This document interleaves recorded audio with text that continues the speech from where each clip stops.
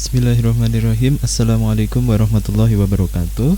Di sini saya akan mempresentasikan tugas pengenalan pola mengenai sentimen analis. Perkenalkan, nama saya Muhammad Fuad Ramadan dengan NIM 2200018405. Saya merupakan mahasiswa program studi S1 Informatika. Di sini saya mengambil mata kuliah pengenalan pola kelas A. Oke, langsung saja ke tahap presentasinya. Di sini untuk pertama kali kita melakukan memuat dataset, yaitu dataset EMDB, dataset.csv ke dalam Pandas Data Frame. Di sini sudah saya inputkan, sudah saya upload mengenai datasetnya ke dalam internal file Google Colab-nya. Oke. Di sini kode ini memuat dataset ulasan film EMDB dari file CSV ke dalam data frame Pandas dan menampilkan 5 baris pertamanya. Di sini tampil 5 baris pertamanya. Kemudian berikutnya kita lakukan pemrosesan data. Nah, di sini kita membersihkan dan menyiapkan data teks untuk analisis sentimen, termasuk penanganan nilai yang hilang, normalisasi teks, tokenisasi, dan pengubahan teks menjadi representasi numerik, misalnya menggunakan TF-IDF atau word embeddings. Nah, di sini dalam kode program ini menghitung dan menampilkan jumlah nilai yang hilang di setiap kolom dalam data frame DF. Kemudian dalam kode blok ini, melakukan pra-pemrosesan pada ulasan film, termasuk membersihkan teks dan menghapus kata-kata umum, lalu mengubahnya menjadi representasi numerik menggunakan TF-IDF untuk analisis sentimen.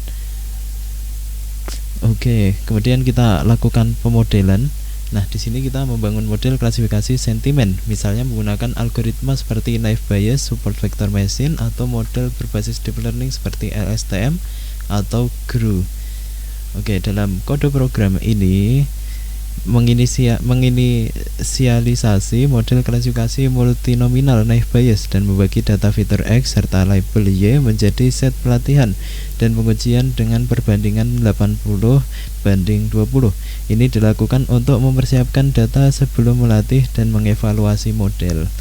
Oke, di sini akan tampil ada 50.000 data di dalam dataset tadi yang akan kita tes gitu, akan kita training. Oke, pelatihan model.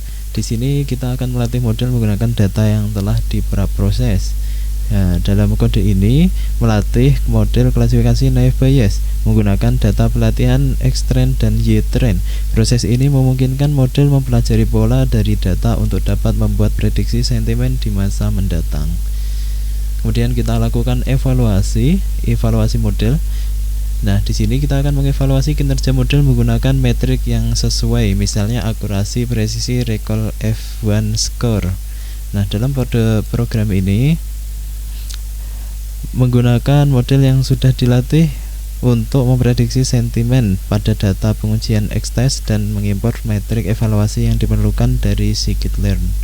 Kemudian pada kode bawahnya, kode ini menghitung metrik evaluasi kinerja model seperti akurasi, presisi, recall, dan F1 score menggunakan hasil prediksi Y-pred dibandingkan dengan label sebenarnya Y-test. Kemudian kode ini mencetak nilai-nilai metrik tersebut untuk memberikan gambaran kuantitatif tentang seberapa baik model bekerja. Di sini kita dapatkan akurasi 85% ya, teman-teman. 0,85. Demikian juga yang lain, rata-rata di sekitar 0,85, yaitu 85% untuk akurasinya. Di sini kita akan menginterpretasi hasil, yaitu menganalisis hasil evaluasi dan menafsirkan temuan utama dari model. Nah, dalam kode ini kita akan menganalisis hasil evaluasi model klasifikasi sentimen.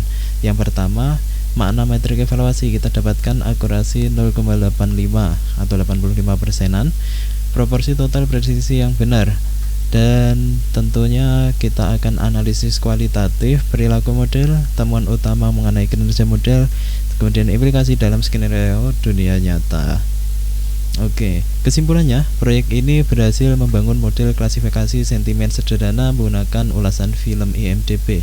Setelah melalui tahap pra-pemrosesan teks dan representasi numerik dengan TF-IDF, model naive Bayes multinominal dilatih dan dievaluasi. Hasilnya menunjukkan performa yang baik dengan rata-rata metrik evaluasi, akurasi, presisi, recall, F1 score sekitar 85,22%.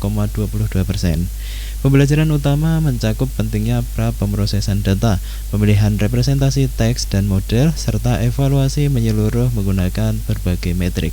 Temuan penting menunjukkan bahwa model cukup seimbang dalam mengenali sentimen meskipun masih ada peluang perbaikan karena sekitar 15% prediksi salah. Berikut kesimpulan dari tugas saya. Sekian presentasi yang dapat saya lakukan. Kurang lebihnya mohon maaf. Billahi fisabilil haq fastabiqul khairat. Wassalamualaikum warahmatullahi wabarakatuh.